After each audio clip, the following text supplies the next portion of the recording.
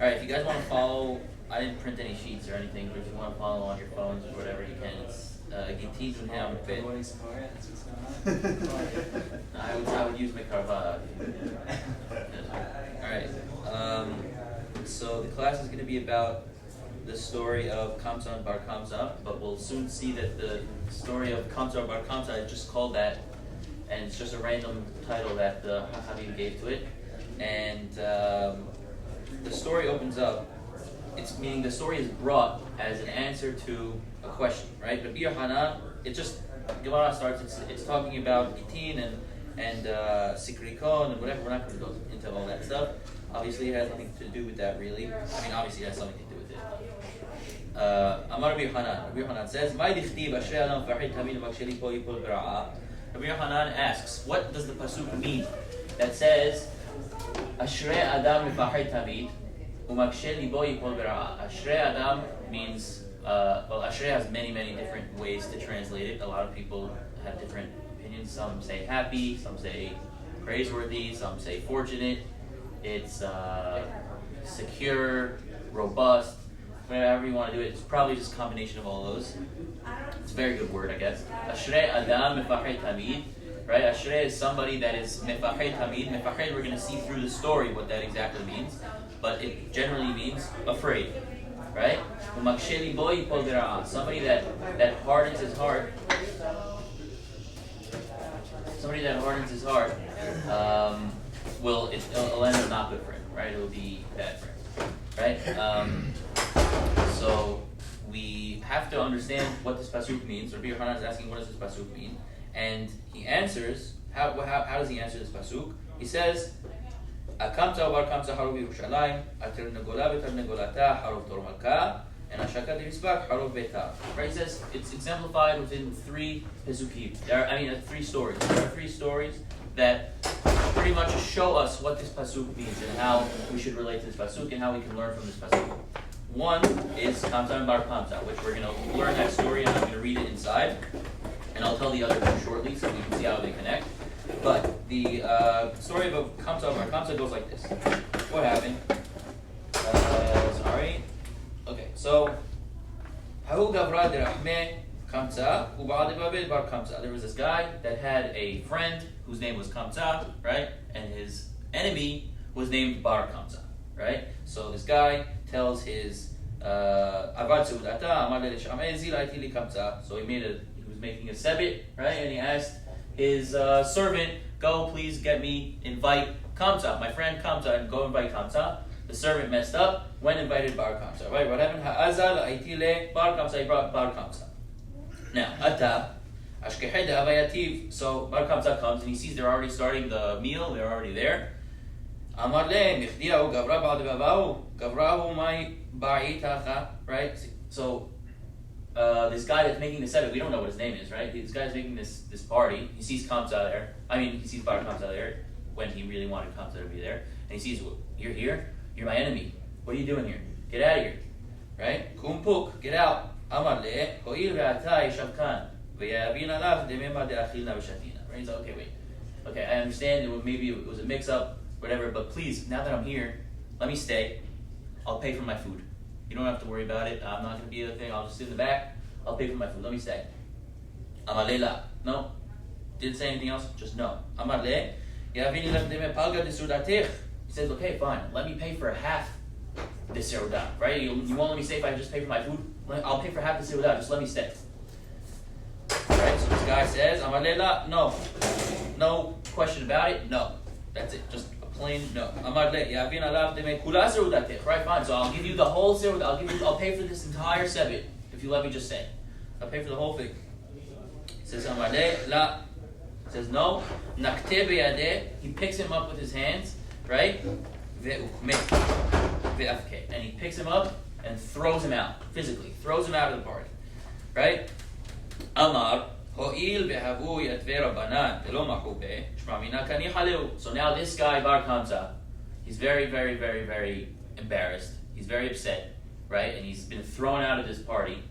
Right? And he says, there were these rabbis at the Sebit. There were all these people there, right? And the rabbis just didn't say anything. They saw I got thrown out of the party, didn't say a word.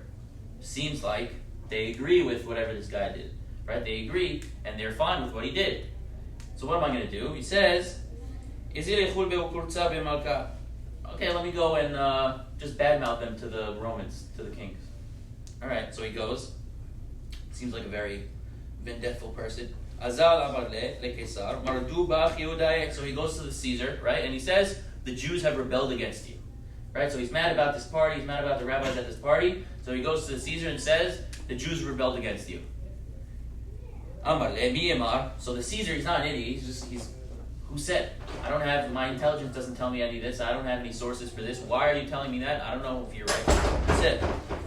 So this guy, this Bar Kamtza guy said, okay, fine, so Shadalu Korban Hazit Imi Korban. So he says, okay, fine, you don't believe me? Go send the Korban, see if they bring it up. Right? Bring Korban to the Beit Mikdash. If they bring it up, obviously, yeah, I was wrong. But if they don't bring it up, clearly something's wrong. Clearly they're actually rebelling. Right? So what did he do?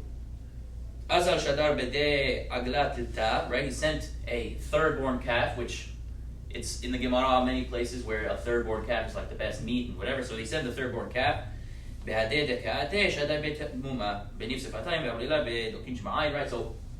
So he sent it with Bar Kamtza to as a messenger, right? He sent it with him, and as he was traveling to Beit Mikdash, he put a mum. Bar Kamtza put a mum in the korban. There's a question as to whether it was in the lip or in the eye, right? But what's the point? It's in a place where, according to halacha, according to the Talmud, right, it would be a mum, and you wouldn't be able to bring this korban up. But according to the Romans, it's a normal thing, and it's not a mum. So he wouldn't be able to say, oh, clearly there's a mum, that's why they bring it up. The Caesar would agree, right? I'm not going to bring a korban with a blemish up, but if it's a blemish that he doesn't recognize, but the Mikdash recognizes, it's going to be a problem. So he puts this mum on the korban. Now what does he do? So Sabura Banani Krove. So now he brings it to the Mikdash. Chamim see, this is a problem. We have a problem. What are we going to do? So they thought, okay, we got to bring it up. Why? Mishum Shol Malchut. We got to bring it up. Otherwise, the Romans are going to think we're rebelling, and it's going to be a big problem. We got to bring up the korban. But there's this one rabbi there. Amar lehu Rabbi Zechariah Navkudis. Rabbi Zechariah Navkudis is sitting in the back, and he says, Yomru ba'alevu v'inkrivin l'gabei mizbeach. If we do that, there's going to be an issue. Why? If we do that, people are going to think you could bring up a korban with a mum onto the mizbeach. We can't do that. People are going to not understand. It's going to be a problem. All right, so we're not going to do that. So how can we okay, fine, maybe he has a point. Fine. So what do they want to do? Let's kill Bar Kamtza so that the word never gets back to him. Right. So savur. So that let's kill him so that he doesn't go back and word never gets back to the Romans. We could just say, yeah, we brought up the korban. Let's kill him. Rabbi Zechariah sits in the back and he says, no, if we do that, anyone's going to say, oh, there was this story in the Mikdash, this guy wants Bar Kamtza, right? He put a mum in the lip or in the eye of the animal, right? And he put a mum and he got killed. I think, so people are going to think that if you put a mum in a korban, they're going to get killed. We can't do that. We can't have people mistaking that and thinking that, right? So what are we going to do? So the Hachamim listen to him, right? They didn't bring it up.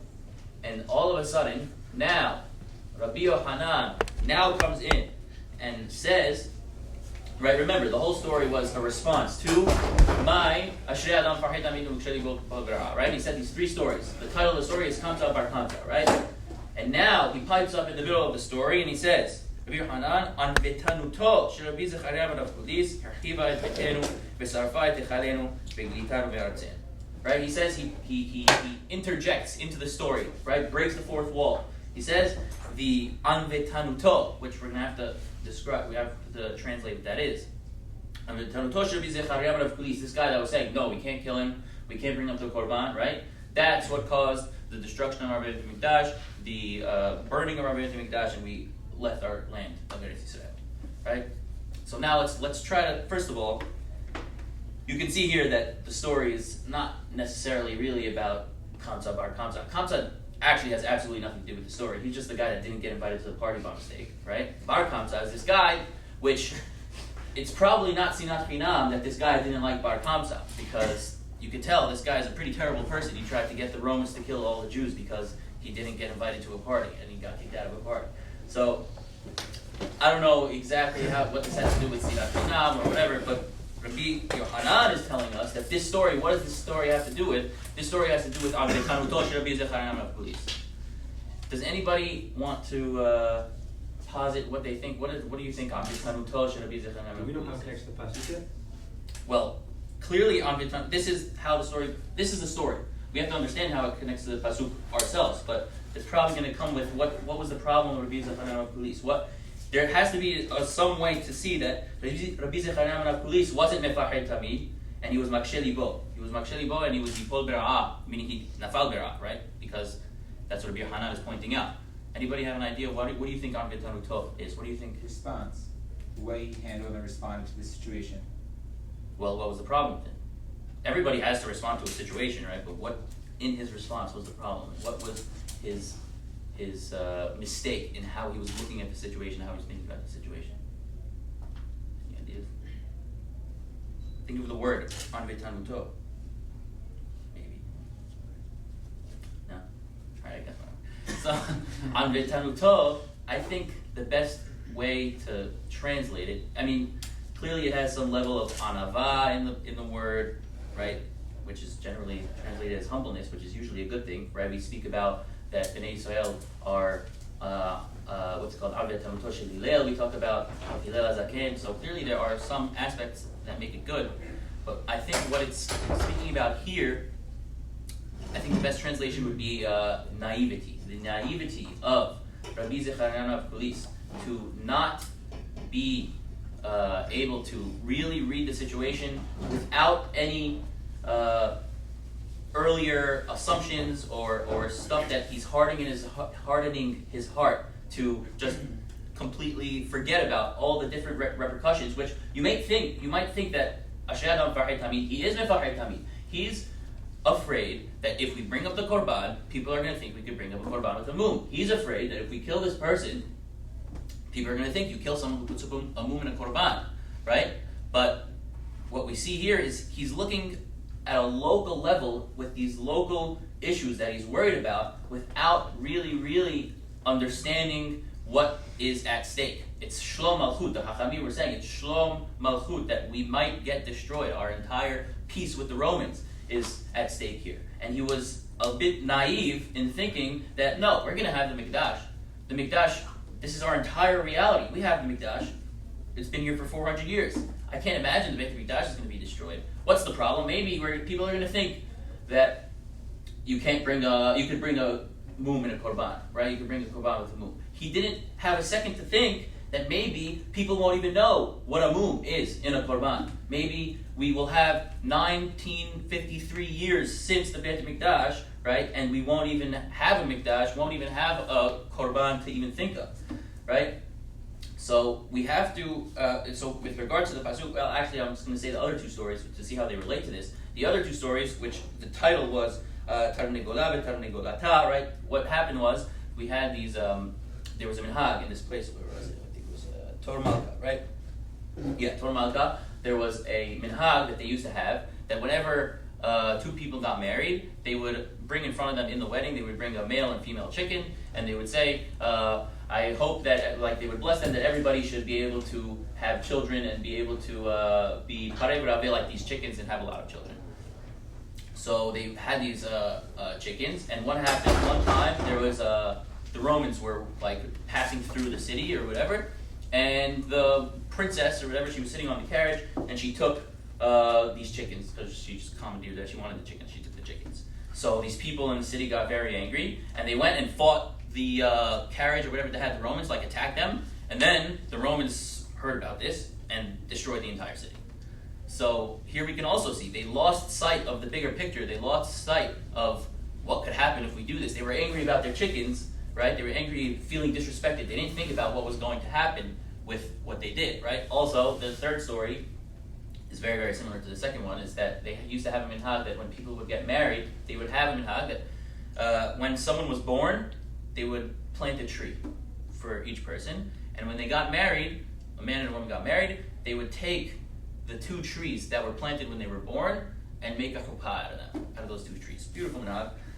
And what happened was they had a again, the Romans passed through, whatever, and one of these trees got like taken down by whatever car accident, and the carriage ran into the tree, whatever, took down the tree. So they got angry and attacked the Romans, and then the Romans hear about this and destroy the whole city. So we see the same thing from this, right? The same thing that this that the Biza Chanam police thought, and that these people that attacked the Romans thought, that they're not looking at their actions and looking at their thought process and really analyzing and being afraid to. They were not afraid to see what the repercussions were. They were stuck in how they thought, right?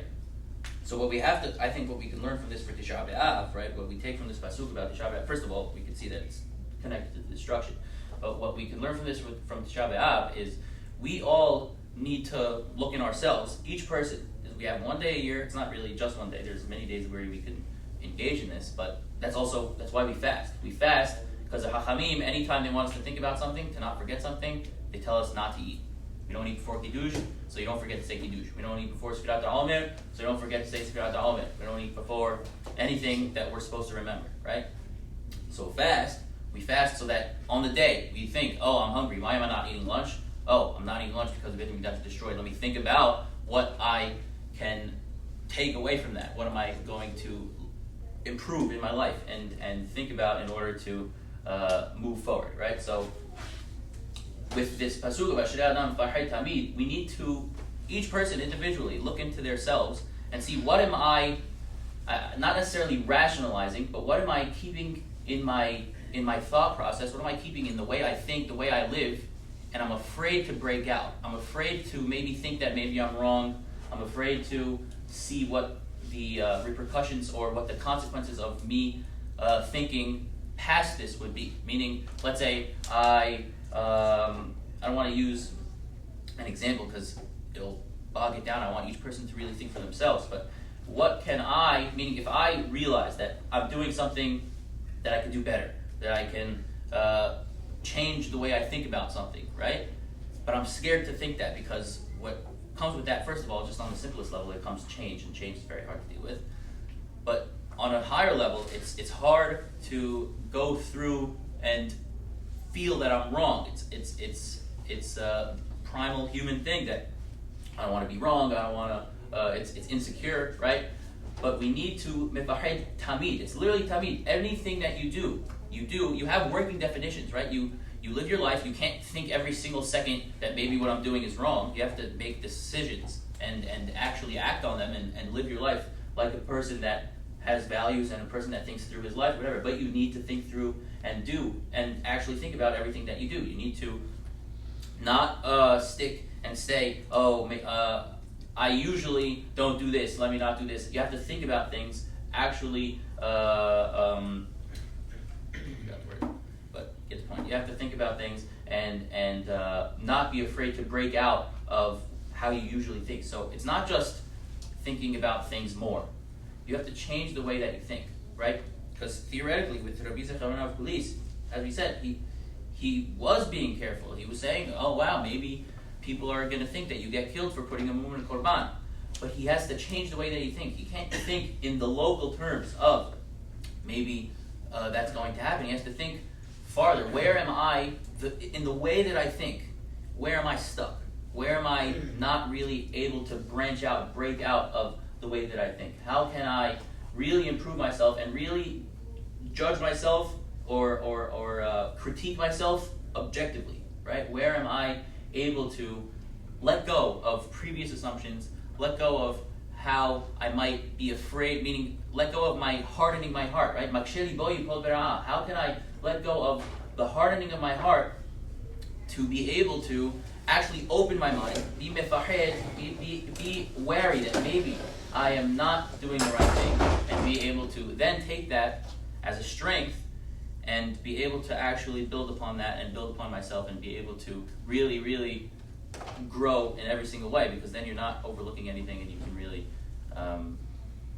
move forward in your life. So I hope that on Tish'a BeAb we can think about that. Really, each person should really take time today and think about those things and try to see what they can do. Yeah. That's pretty much it.